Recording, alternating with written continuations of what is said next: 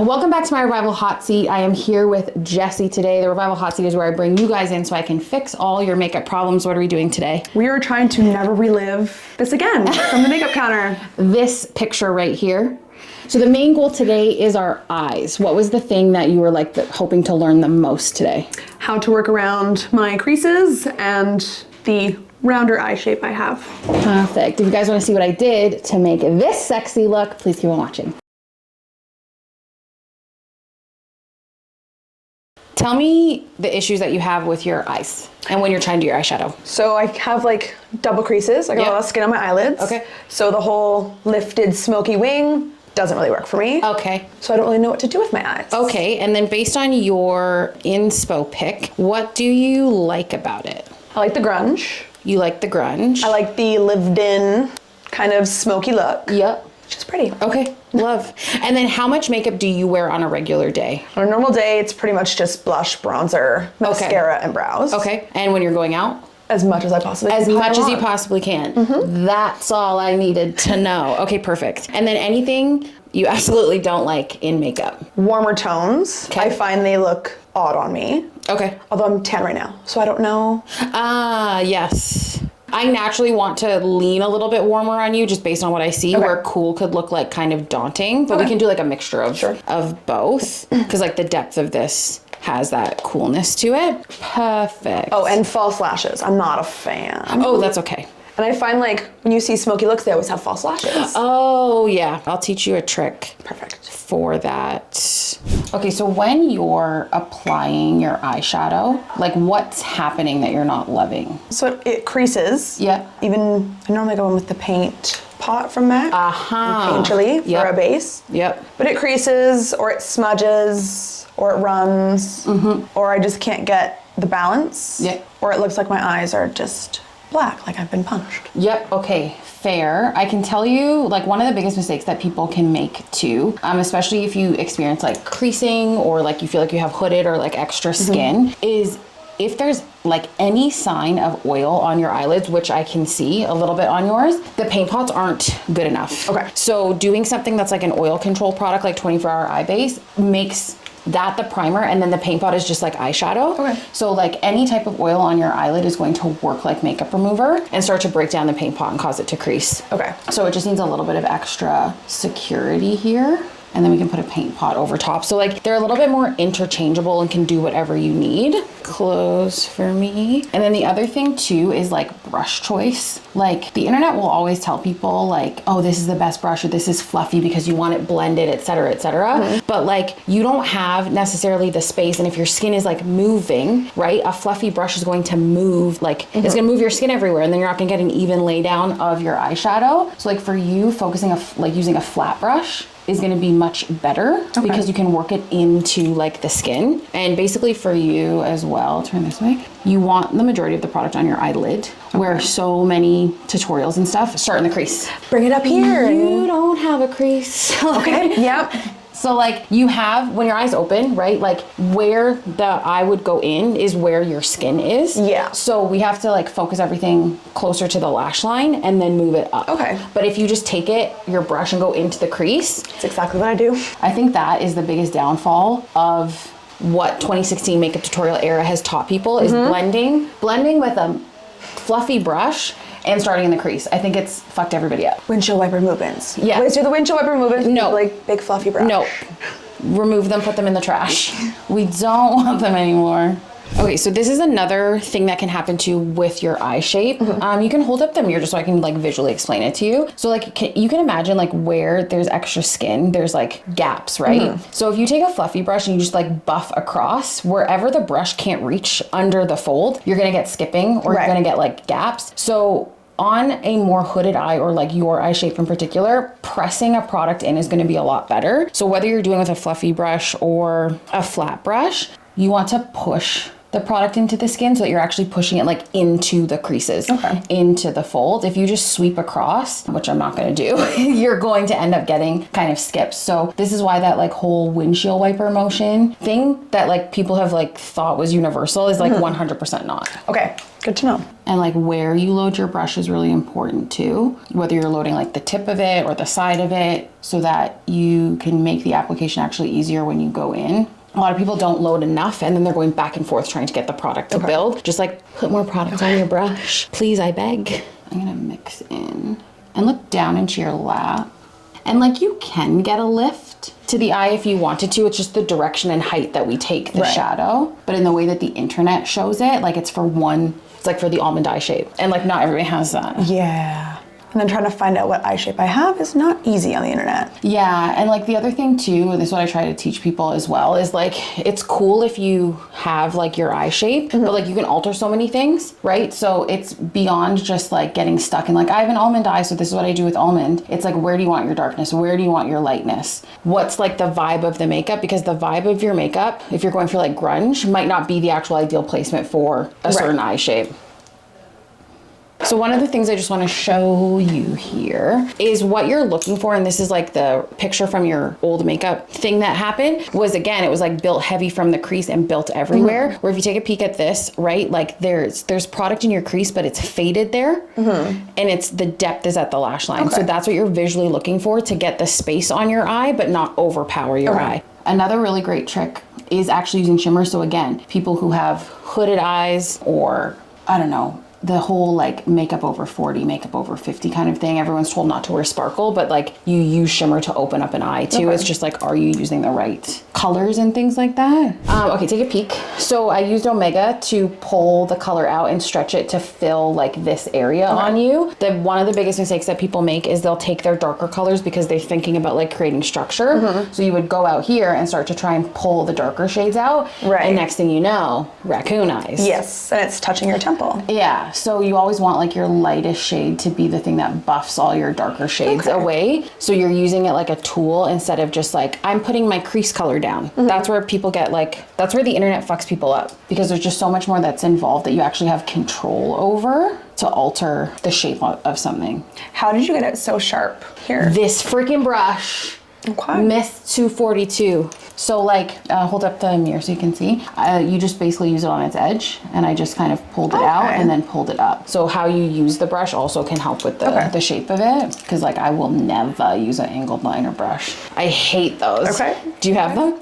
Yes, like, do you use them? But I don't use them, no. Yeah. Struggle with when you do your, like, why do you struggle with pencil liner? So just all the skin on my eyes. And then because of the folds here, I don't know. Oh, and have you been doing a wing? Yeah. Because where do you stop it? So we're gonna smush first. So we're gonna just get her down. And then another trick is picking up the product on a brush. And basically what we're trying to do is just connect the wing, like the pencil, into the shadow shape we already created. We're not trying to like make a wing with the pencil. But that's also why makeup can feel disconnected, because you've created one eyeshadow shape and then you're going in with like a different winged shape and they don't talk to each other. My eyeshadow tends to droop a lot lower than the wing I'm trying to make. Or the line I'm going in is just so thick and bulky that now it's eyeshadow. And I look weird. On your eye shape, it's super, super important to like really get in between your lashes. Because if you don't, that will sort of throw off the overall shape. It's a thick waterline. Yeah, you do.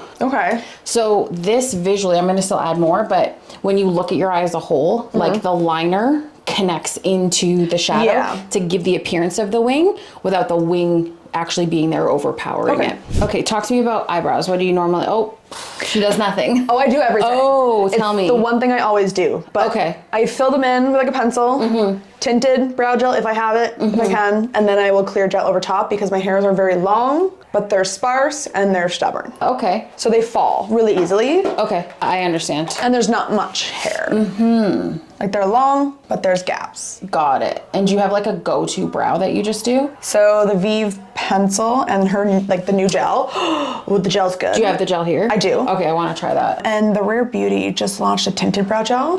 Tried it yesterday. It was incredible. It lasted me all day. Oh, okay. So, and then in terms of like your go-to brow look, do you just like repeat the same brow every single time? Every time. Okay. I just kind of fill in where I think I have a brow. Got it. Okay. I think that's the other thing too that the internet has fucked people up with is your brows are part of your whole makeup look where people commit to the one brow and then they can't adjust anything as the makeup is going. So like if you want your eyes to stand out more, you want actually a softer brow sometimes. Okay. If you want your face structure to stand out more, you want like a little bit of like a harsher, more defined brow. So like the intensity of the brow plays a big part in the overall makeup look. Okay. I'm just using stud pencil. I can feel you feathering the strokes. I don't do that. Oh, you just Sharpie them in? Like it's not, I try to soften them. Yeah. I'm just lazy. Oh, that's fair. Yeah, tiny little strokes to like build the look of the hair. Also like when we had the laminated brow drilled into our heads. Yeah. You want them fluffy. They can't. And then I can see, okay, so on the topic of like lifting and snatching, where your brow ends, you could technically get rid of like a couple little hairs, just a smidgy smooth. If you want to get rid of them, get rid of them. Better than me going home and shaving it off. So. This is true. That's what I'm always scared of. Like I want to take a bit of the tail off, but I've met me, and then I will end up with no brow. You'll do everything. Yeah. Like, how do you feel about color, size? Yeah, those are pretty much what I would do. Oh, perfect. I mean, you're better. Absolutely better. There's actual shape.